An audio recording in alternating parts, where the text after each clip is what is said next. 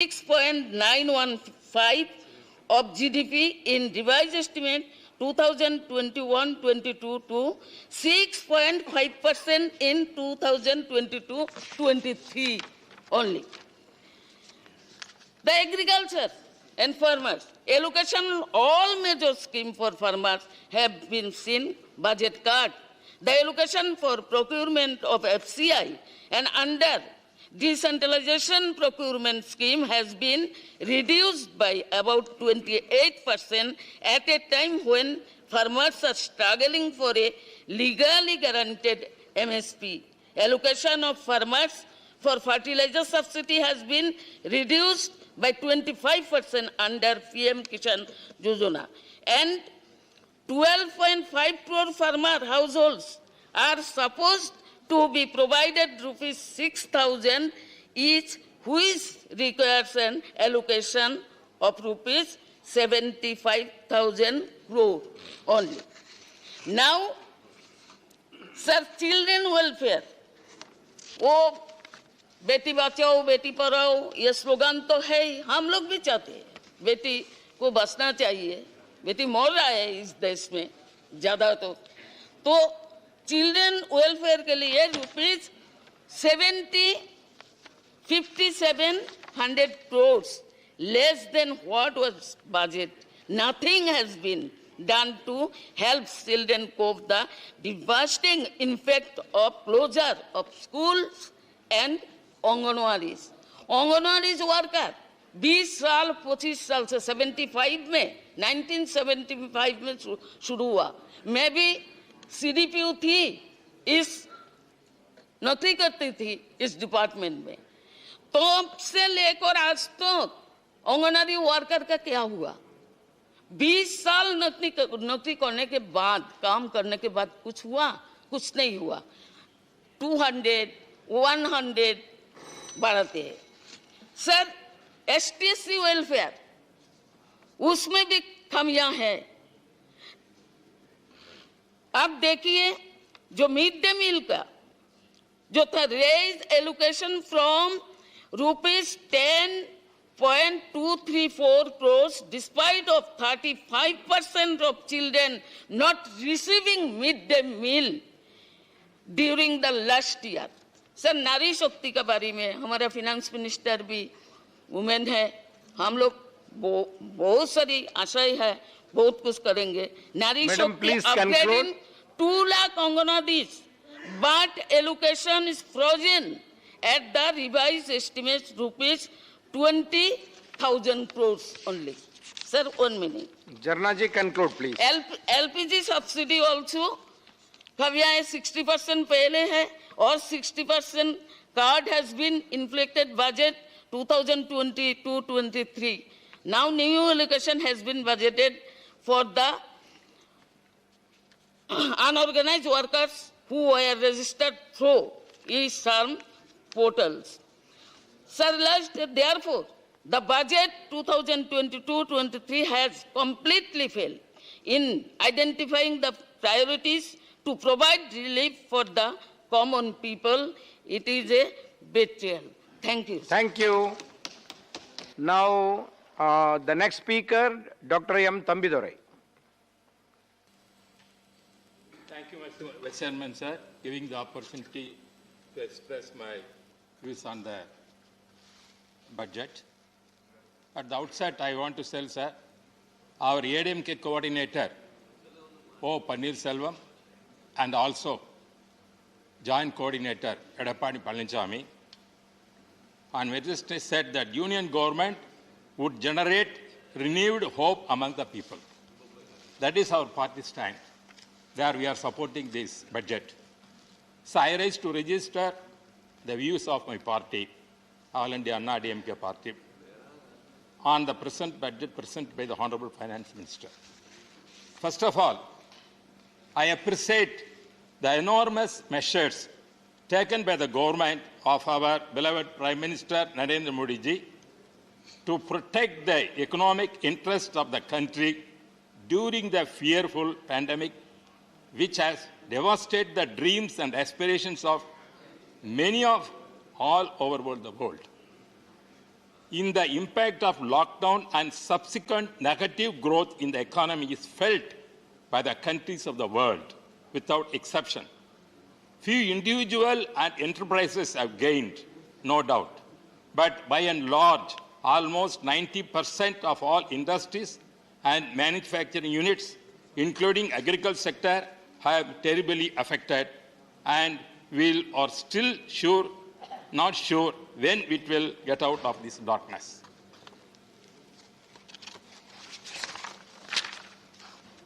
So in spite of gloom and despair all around us, the government of Honorable Prime Minister Modi had reasonably done well in safeguarding our economy.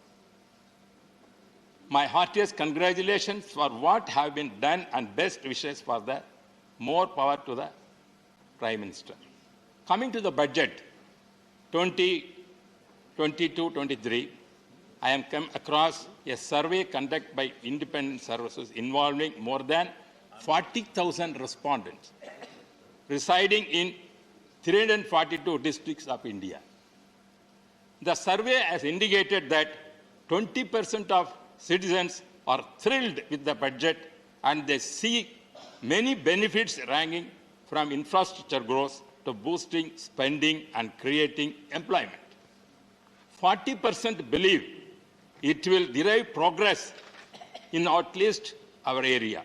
At the same time, sir, the absence of personal tax relief has been disappointing to a sizable percentage of survey persons. That is the answer. I am appealing the Honorable Finance Minister to consider this.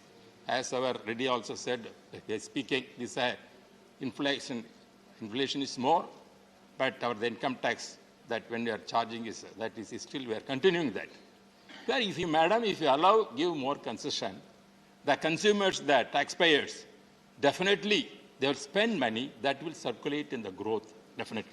Therefore, you have to take the opportunity to give, see, that exemption must be, that tax rate, that level has to be increased, that personal tax. Sir, and also, the Finance Minister has said in the budget speech that the productivity-linked incentive in the sectors for achieving the vision of Atma Nirbhar Bharat has received an excellent response. Madam Nirmala Sitharaman mentioned that there is a potential to create 60 lakh new jobs and an additional production of rupees 30 lakh crores during the next 5 years. I earnestly hope that ambitious plan comes true. India is now the factory of the world. India is now the laboratory of the world. India is now the hub of the young in the world. More than 50% of our population is young population. We have to make use of this wonderful resource which most countries do not have. The resource of human power is more important. Our young generation is getting good education, great mobility, and above all, our youth are full of aspiration and dream to have a better tomorrow for them and to their family. Hence, I please make sure that you are complete your target of 60 lakhs of new jobs. Create new mechanism to find jobs opportunity for our youth all over the world. It is not a brain drain by conquering. The world is through this, our skill labor. Sir, I would like to specially mention about the Prime Minister Gati Shakti, the 7 engines you have identified, namely roads, railways, airports, mass transport, waterways, and logistic infrastructure are the need of not only today's, but India, also tomorrow's India. With effectively and timely implemented, these 7 engines of Prime Minister Gati Shakti will transform our economy. They will provide seamless, multi-modal connectivity and effective logistics, which India is badly in need of. Sir, our Finance Minister is very thought of presenting the budget. Even though there are elections in the different states, it's not tempted her. Here she is come forward to put a realistic budget. As our Reddy said previously she is the daughter-in-law of Andhra Pradesh, but she is daughter of Tamil Nadu. I think definitely she will help more Tamil Nadu, giving more schemes. That is my expecting that way. That is there. I think as budget will at us come. Sir, Finance Minister has announced that 7 lakh crore in capital expenditure, an increase of 35% to bring the flagship economy back to the pre-pandemic level. There has been some attempt to assure farmers by committing rupees 2.37 lakh crore to produce wheat and paddy from 16.3 million farmers. The perennial problem in India is implementation. Large sums are allocated and grand schemes are announced, but they do not get spent as budgeted. The government is also outlined a blueprint for Amrit Kal, the next 25 years until the centenary of Indian independence of 2047. This is a laudable goal. Sir, I want to bring certain projects. For example, the Modi government has been working with the different models of public-private sector partnership and is constantly reviewing model concession agreements for the various modes of road construction of PPP. I was also Transport Minister, sir, you know very well, Vajpayee government brought this subject. But I am requesting Honorable Finance Minister to see that Tiruchirappalli, Karur, Coimbatore has maybe linked through 8 ways. That project is conceived already. Because when you are coming roads like that, the Tiruchirappalli connecting Coimbatore, you make 8-way road. Within 2 hours can reach from Coimbatore to Tiruchirappalli, connecting airport to airport. Therefore, that is an important subject which we are requesting you already. I requested our Transport Minister accept the project. Project is that now in the government. They have to allocate the money and spend it. And also, sir, regarding the railway thing, the other big infrastructure push for fiscal 2022-23 will be for the railways, which is getting up to carry 8,595 million passengers, almost 2.5 times the number it carried in the previous year, apart from the ferrying 1,470 million tons of cargo. Sir, regarding here also, I want to request my area, Jolarapete, Bargur, Krishnagiri, Hosur, your Bangalore, has to be connected. Already the project is announced. Because I am very thankful for the Finance Minister. She announced that Hosur area, this area is industrial, that is our defense corridor. When the defense corridor, we require that kind of railway infrastructure. Therefore, connecting Bangalore to that rail will go up to Puducherry. 3 states will be connected. Pondicherry, Tamil Nadu, and Karnataka will connect this kind of scheme. Therefore, please consider it and allocate the money. So, regarding the same way, sir, airports are nothing pillars we said. You know very well, you are in Karnataka. We have to come to Hosur means we have to spend 3-4 hours to reach the airport. Therefore, our demand is to have an airport in Hosur. Hosur is already is private. Tanija airport is also there. They are ready to give for lease. And also it is Udan structure already accepted. Therefore, even the state government already given the tender. I appreciate that what they have done. Therefore, I request the finance minister to see that to bring the airport for that Hosur, that will give faster boost the development of that area and also connecting the congestion in the Bangalore airport, that will help us. That is the thing, sir. So, another, regarding... you have another 2 minutes, sir. Sir, okay, sir, I'm going to conclude that. So, apart from that, sir, generally, I have seen the newspaper, when you are more interested to internal security. As we are allocating defense, you have to allocate more for Home Ministry also. The Home Ministry must see that law and order, even though state subject, they have to give more money to state governments. Then only they can do. Modernization more important. But at the same time, news has come, sharp fall in police revamped funds as many states fail to utilize them. That is the, it has come. But if at all states are not utilizing, center you spend it. Your IPS cadre is with you. You modernize them and they depute them. We have no objection. Therefore, in turn, now because of the law and order, many places we are facing the country deteriorating. So, there are thefts are going, child abusing, and women's insurgence and security. There are so many things. As you are giving important defense, you have to give the home, you have to save the lives of the citizens of this country. For that, you recover the budget must be given more allocation for the modernization of this police force. And the centers to come forward. Without centers, the state cannot do that. And also states, sir, you know GST, after coming GST, most of the funds come to the central government. Central government is telling, yes, they are getting lakhs of crores of rupees every month, go on increasing. What about the states? The states are not getting sufficient fund. That is, since your madam is telling it, but because we after coming GST, I know, our party ADMK is opposed to GST. We have not voted for at that time. It is brought by the Congress. They have only brought. Is now we are suffering. That is why the sources of the state governments are going down.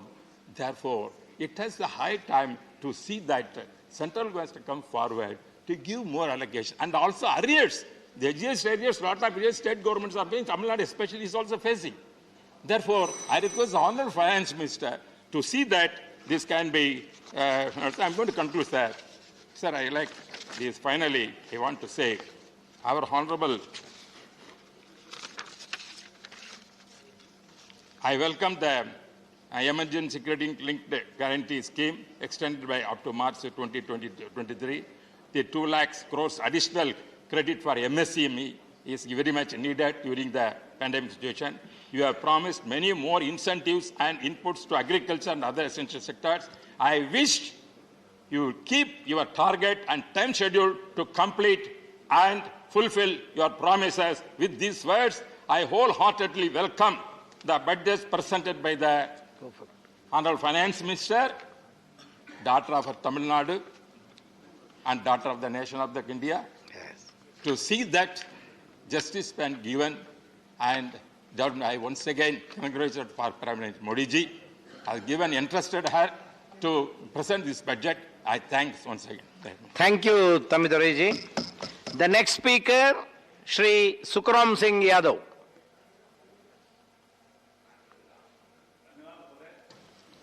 सबसे पहले मैं धन्यवाद दूंगा माननीय finance minister जी को, जिन्होंने इस देश के बजट को पेश किया और एक महिला के रूप में पेश किया। इसके लिए बधाई के पात्र हैं।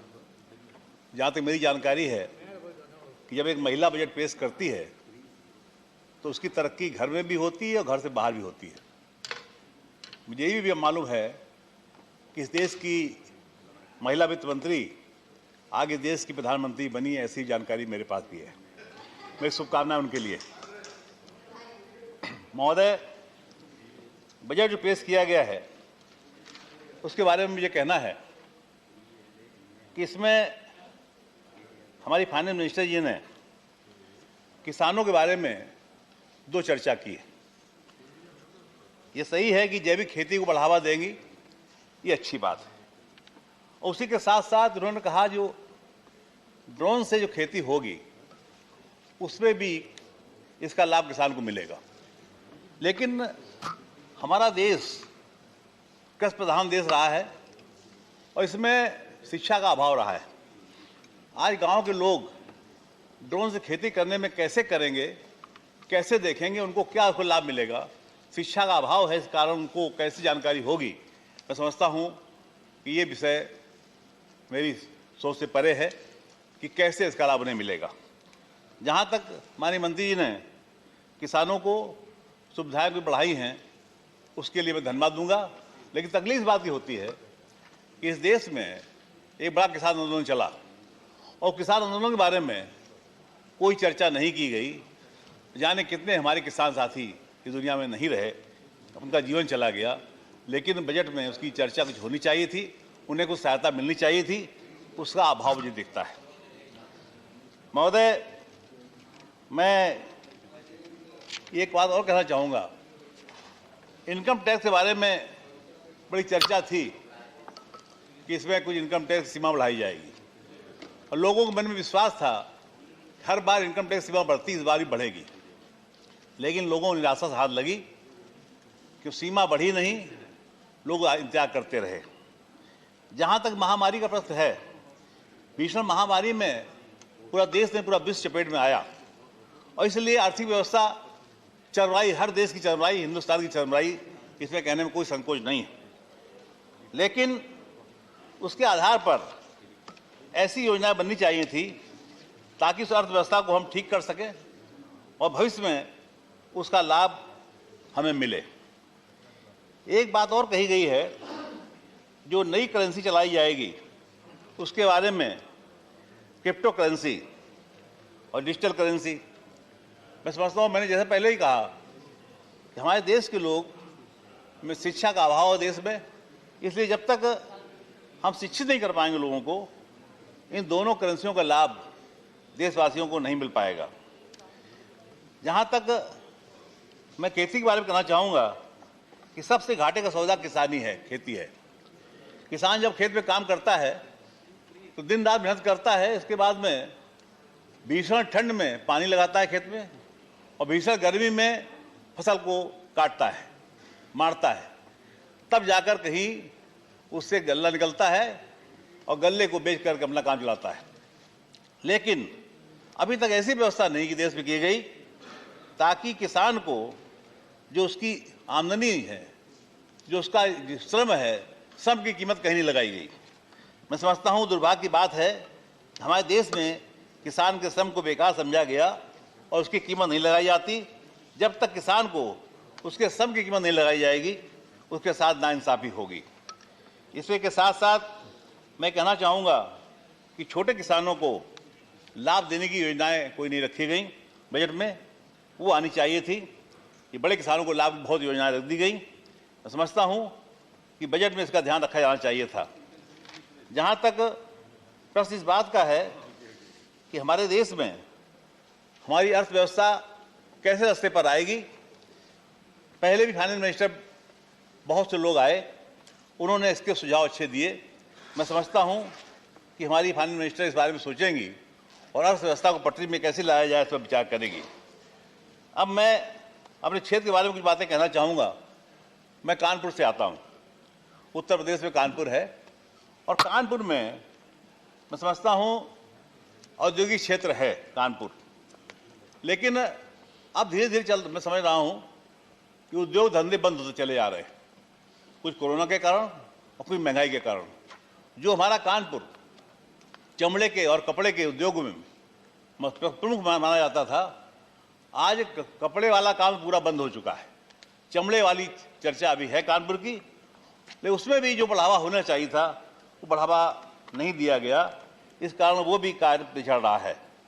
दूसरी बातें मैं कहूँगा कि जो चिकित्सा का मामला है कानपुर का, चिकित्सा में ऐसे अस्पताल तो बहुत है, टीबी का अस्पताल है, हृदय रोग है, कैंसर का अस्पताल है, लेकिन कोई ऐसा अस्पताल नहीं है जो जैसा सारे सुविधाएं हों उसमें पीजीआई जैसा अस्पताल कानपुर में नहीं है।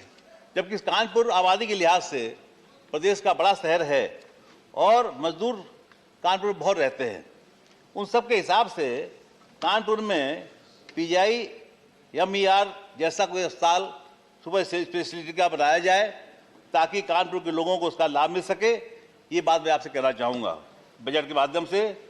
और इसी के साथ साथ जो कानपुर देहात है, जो कानपुर नगर का ही अंग है, अब कानपुर देहात हो गया। कानपुर देहात में मैंने देखा कि मेरे सामने ही कानपुर देहात बनाया गया, लेकिन आज 32 साल हो गए कानपुर देहात बने हुए, ना नाम तय हो पाया उसका।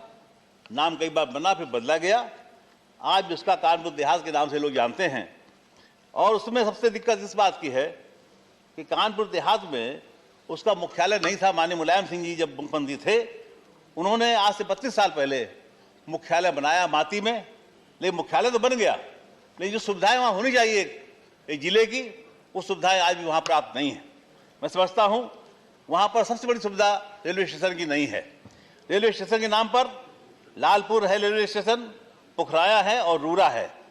लेकिन आज भी कोई भी ऐसा तीनों स्टेशनों में ऐसा स्टेशन नहीं है जिसको कानपुर देहात के मुख्यालय का रेलवे स्टेशन माना जाए। मेरी मांग है, चाहे रूरा हो, चाहे लालपुर हो, चाहे पुखराया हो, तीनों में से कोई ऐसा स्टेशन हो जिसकी घोषणा होनी चाहिए कि मुख्यालय का रेलवे स्टेशन ये है। ये पहली बात मेरी है। दूसरी बात मैं कहना चाहूँगा कि इसमें हमारे कानपुर में जिस प्रकार से एक टोल टैक्स पड़ता है 12 में, और 12 का टोल टैक्स जहाँ पे टोल टैक्स लिया जाता है वो 12 और कानपुर नगर और देहात की सीमा में पड़ता है। ज़्यादातर लोग कानपुर नगर में जो रहते हैं वो रोजगार के संबंध में, नौकरी के संबंध में कानपुर देहात आते हैं। उनको आने जाने में जो समय लगता है उसी रास्ते में जो टोल टैक्स पड़ता है उससे प्रतिदिन उन्हें 150 रुपया देना पड़ता है। जब कानपुर नगर और कानपुर देहात दोनों की सीमाएं जुड़ी हुई है और उसी जिले से जोड़ तोड़ कर कानपुर देहात बनाया गया है, इसके बावजूद भी उन्हें पैसा देना पड़ता है। इससे ग्रामीणों में बहुत रोष है। मेरी मांग है कि टोल टैक्स जहाँ लगा हुआ है, यहाँ पहले लगा हुआ था टोल टैक्स जहाँ वसूली होती थी, उसका सारे चेंज कर दिया जाएगा तो इसका लाभ कानपुर देहात और कानपुर नगर दोनों को मिलेगा। और कानपुर नगर से लोग आएंगे भी, उन्हें टोल टैक्स नहीं देना पड़ेगा। कानपुर देहात सीमा के बाहर लगा दीजिए, कोई दिक्कत नहीं, लेकिन ऐसी जगह टोल टैक्स लगा रखा है, टोल वसूली का केंद्र लगा रखा है, जिससे गांव के लोगों को जो आने जाने में है उनको असुविधा होती है। ये मैं आपसे इस माध्यम से बजट की भाषण में मैं आपसे मांग करता हूँ, ये व्यवस्था भी आज कर देंगे तो लोगों को लाभ मिलेगा। इसी के साथ साथ मेडिकल कॉलेज की स्थापना इस सरकार ने की, ये अच्छा काम किया। हम लोग पहले ही मांग करते थे मेडिकल कॉलेज बनना चाहिए, लेकिन चिकित्सा का जो अभाव कानपुर नगर में जिस प्रकार से है उस पर कानपुर देहात में भी है। मैं चाहूँगा कि नगर और देहात दोनों सीमाएं जुड़ी हुई है, इसलिए ऐसा अस्पताल बनवा दीजिए कानपुर में ताकि दोनों जिलों को उसका लाभ मिले। और जनप्रतिनिधि होने के नाते हम सबकी जिम्मेदारी है कि ऐसा काम हो जाएगा, सबका सम्मान बढ़ जाएगा, आपका सम्मान ही बढ़ेगा। और मैं एक बार फिर आपको बजट आपने पेश किया है उसके लिए आपका आभार व्यक्त करता हूं। बहुत बहुत धन्यवाद। जय Hind. Thank you, Sukram Singh ji. The next speaker, Shri A.D. Singh. Singh ji, you have 5 minutes. I may exceed 1 or 2 minutes that you can cut from him. If he is cutting, I have no problem. If your party... ये सबसे बड़ी बात यह है कि RSS स्वदेशी मंच ने भी कहा है कि कितना अनएम्प्लॉयमेंट बढ़ गया है। ये 2019 के फिगर में 3 करोड़ था और करीब 15 मिलियन हर साल और उसमें जोड़ा जा रहा है। और अभी तक तो हम लोग कांग्रेस के टाइम में पंचवर्षीय योजना की बात करते थे, बट मुझे लगता है कि वित्त मंत्री और प्रधानमंत्री finally is happy with the Nehruvian model that we should go back to planning. So instead of 5 years, they are saying 25 years. That is one. And secondly, the huge amount of tariffs that used to be there in the 50s and 60s, same they want it this time also. The budget, I don't want, most of my colleagues have already spoken about health and rural development and everything else. So I don't think I'll take the time of to speak on those, except that the capex which has gone in the infrastructure, I don't think they will be able to spend it. Maybe they have allotted that much to clear backlogs, for example, for NHI or something. Now I'll come straight to Atmanirbhar Bharat. Government is, whether it is our Honorable Prime Minister or the ruling party members of talking of Atmanirbhar Bharat के लिए लोग का केवल lip service है। अब आपको इस विषय में बताता हूँ। Doing business in India is governed on the aggregate by as many as 1536 law, which on the aggregate requires 69,233 compliances. The laws are both central and state laws. These are 678 central laws that require 25,537 compliances, 858 state laws that require 43,696 compliances.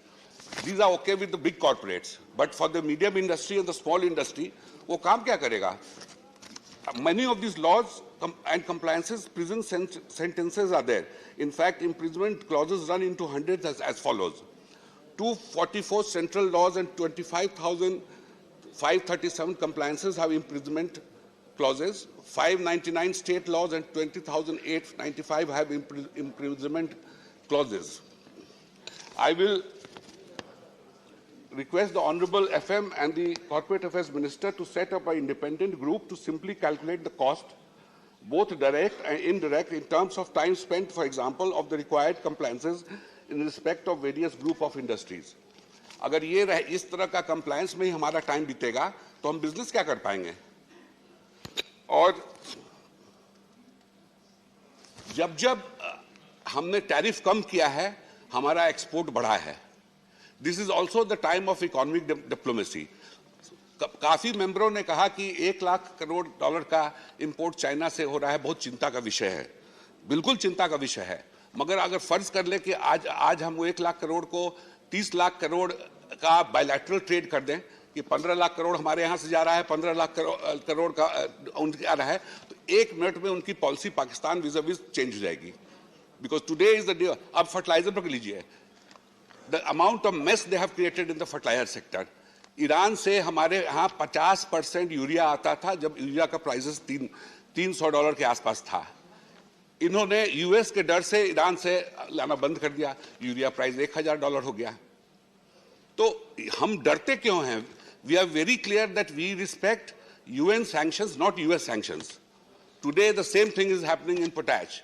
The Americans are saying that we will put sanctions on the Russians and the Belarusians. We are quiet.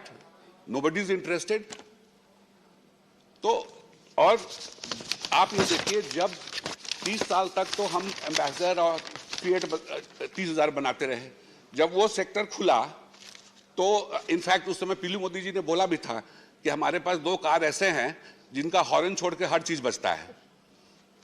तो जब वो sector खुला तो today we are exporting 4 lakh cars, and if we add commercial vehicles like scooters and everything, it is almost 30 lakhs. So हर भारतीय businessman बिल्कुल सक्षम है.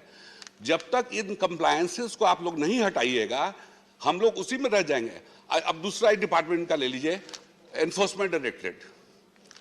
Income tax में अगर आप पर इंक्वायरी हुआ तो 1-2 साल में उसको एज पर लॉ ठीक कर देना है, फाइन लेना है या जो भी करना है. एनफोर्समेंट डायरेक्टर आपके यहाँ आ गया तो आप समझ लीजिए कि 20 से 25 साल तो इंक्वायरी में बिताएंगे वो. उसके बाद 10-15 साल वो case लड़िए.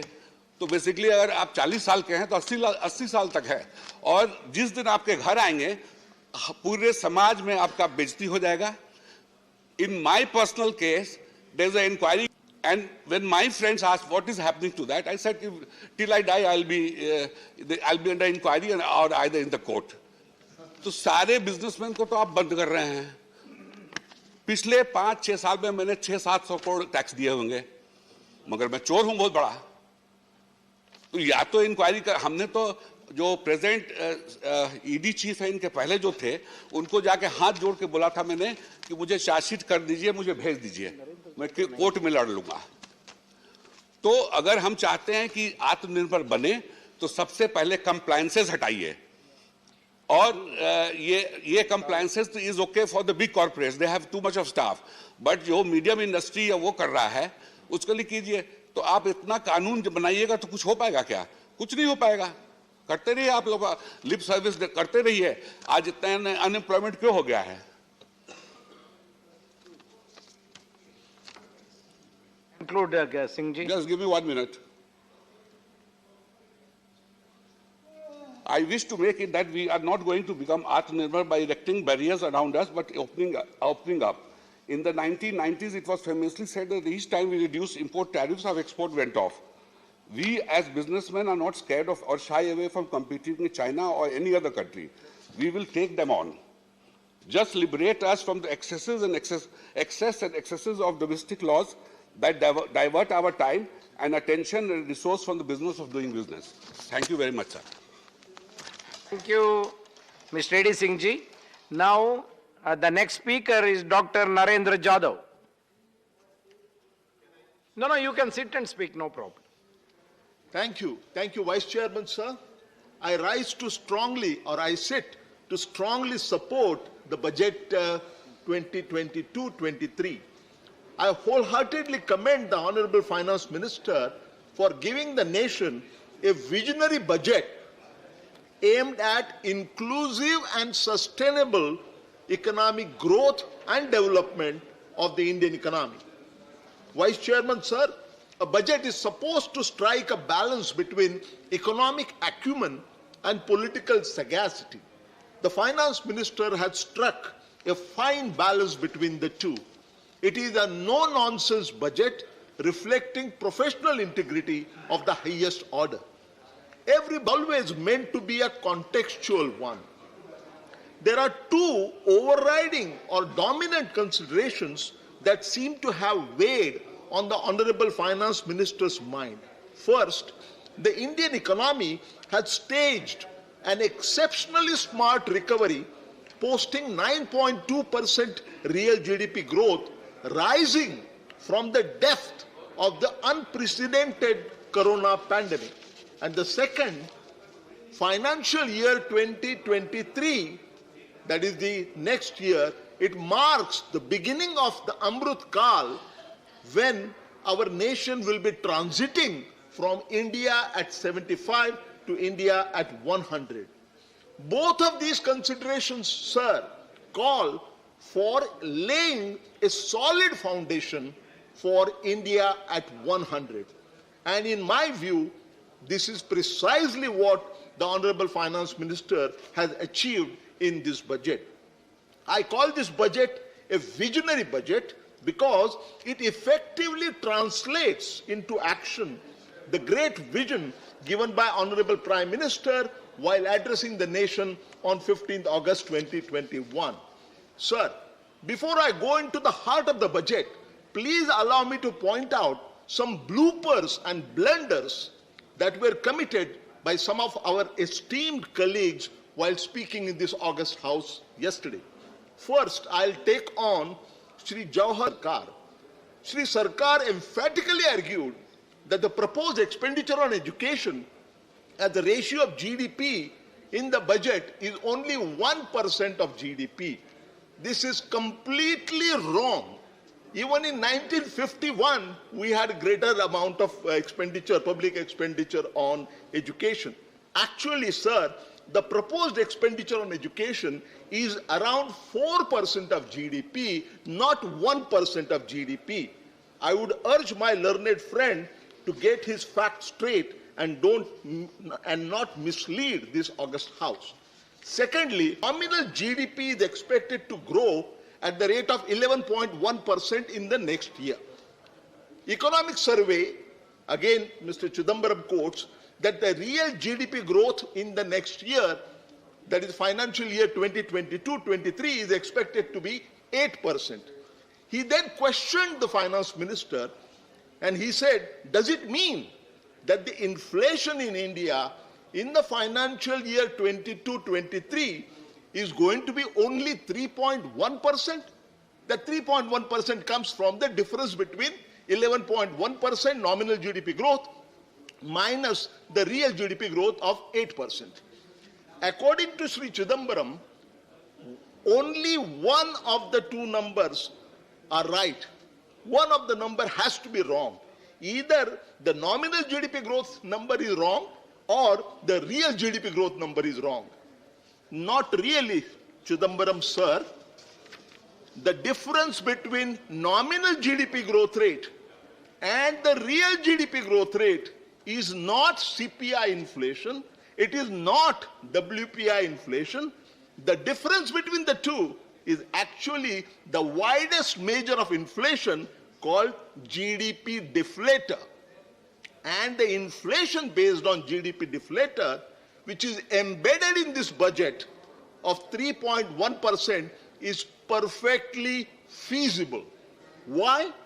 Because the average inflation rate based on GDP deflator, and I have worked out for the last 5 years ending the pre-COVID year of 2019-20, it turns out that the average inflation rate based on GDP deflator in our country is 3.15%, which is not very different from 3.1%, which has been incorporated in the present budget. I am really surprised. In fact, appalled that a person who has been a finance minister for a long time can make such an elementary mistake. Chairman, sir, to my mind, the most important thing about this budget is that priority has been given to economic growth over fiscal consolidation. For financial year 21-22, that is the current financial year, Honorable FM had budgeted lowering the fiscal deficit as a ratio of GDP from 9.2% to 6.8%. And the Honorable Finance Minister has nearly succeeded in hitting that target, achieving that target, posting a revised fiscal deficit of 6.9% instead of 6.8%. This is excellent fiscal marksmanship. And for the year 22-23, sir, the Honorable FM has placed a budget estimate at only moderately lower level of 6.4% of GDP. Some members questioned this and said that this number is also very large, and when last time we had fiscal deficit of such large magnitude, we had an unprecedented crisis of 1991. These critics forget that during the 1991 crisis, it is true that fiscal deficit was very large, but at that time, our foreign exchange reserves were only $1 billion. Sir, today, our foreign exchange reserves are 630 billion US dollars. The situation is not comparable at all.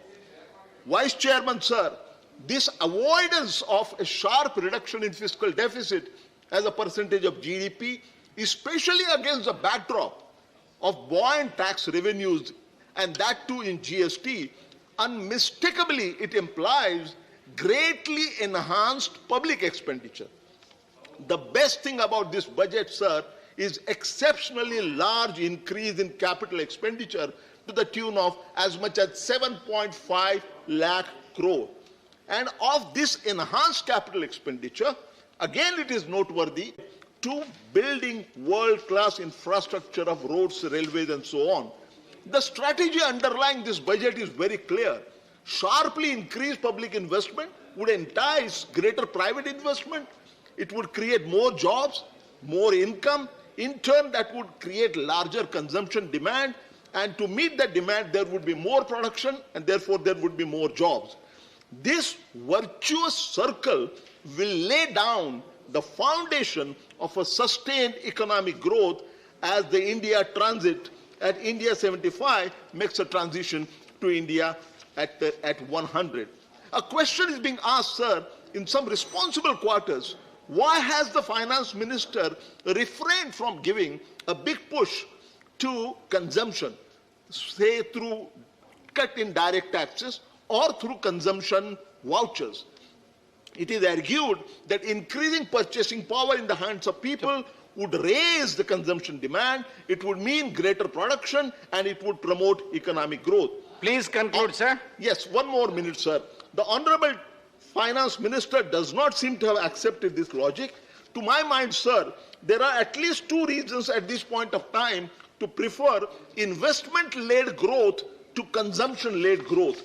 The two reasons being, the first is the number of social safety measures which were taken during the second wave of corona pandemic has been very large. Recall the 5 mini budgets to mitigate the devastating impact of the pandemic, some of which in fact are continued in this budget.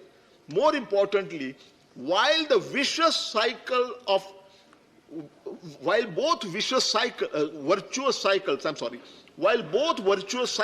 Sir, your time is over. 30 seconds, sir, 30 seconds, please. While both cycles, one consumption-led and other investment-led, both are correct in principle, the virtuous cycle of investment-led growth is much stronger than the virtuous cycle of consumption-led growth. It is important to recall that economic theory talks about investment multiplier. It doesn't talk about consumption multiplier. In other words, the durable impact of enhanced public investment is much stronger than equally large increase in consumption expenditure by government. I strongly endorse this budget 22-23. Thank you, Vice Chairman, sir. Thank you. The next speaker, Shri Birendra Prasad Bhaisya.